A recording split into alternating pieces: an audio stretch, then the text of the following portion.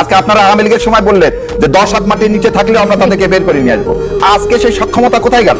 এখন আসামে আছে, ওখানে আছে, যে আছে সেও বলছে বনিটা, সে বলতেছে কি তার রিভলভারে 6টা গুলি বের হয়নি, জ্যাম হয়ে গেছে। সে আবার ট্রেনের ছবি দিচ্ছে। মানুষকে কিভাবে ডাইভার্ট করছেন আপনি। সো এই যে এই পরিকল্পিত অংশ তো কি এর জন্য দায়ী কে? এই সরকার এবং যে বাইরে থেকে করতে থাকে কেন?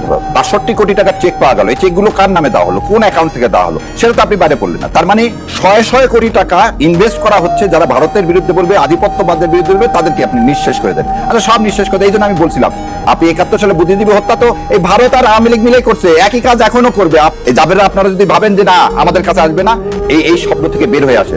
নেক্সট টার্গেটই আপনারা। সো বাংলাদেশকে বাঁচাতে গেলে, নিজেদেরকে বাঁচাতে গেলে, শোনেন বাহালুল একটা ইয়া ছিল, ওই সরি বোন আপনার সময় আমি বলে দিলাম, বাহালুল পাগল বলে একজন ছিল, সে বাচ্চাকে জিজ্ঞাসা করছে, দরবেশ, হ্যাঁ, সে তাকে পাগল পাগল বলতো। সে জিজ্ঞাসা করছে বাচ্চাকে, বাচ্চা বলছে তুমি কি চাও? বাহালুল বলছে ঠিক আছে, আমাকে এক কাজ করো, মৃত্যু থেকে আমাকে রক্ষা করো। বলছে এটা তো আমার ক্ষমতা নেই। তাহলে তুমি কিসের বাচ্চা? তাহলে যার কাছে চাবো, যে আমাকে দিতে পারে তার কাছে চাবো। আমরা আজকে কি করতেছি? সবসময় ঘর থেকে বের হওয়ার আগে তাওয়াক্কুল বিল আল্লাহ বলে আল্লাহর হাতে সঁপে দিয়ে বেরোচ্ছি। হাদি বারবার বলল যে আমাকে যে কোনো মুহূর্তে গুলি করা হতে পারে। আপনি এই দেশের ইন্টেলিজেন্স কি করছে? নাকে তেল দিয়ে ঘুমাচ্ছেন। আজকে আপনারা আওয়ামী লীগের সময় বললেন যে 10 হাত মাটির নিচে থাকলেও আমরা তাদেরকে বের করে নিয়ে আসবো। আজকে সেই সক্ষমতা কোথায় গেল?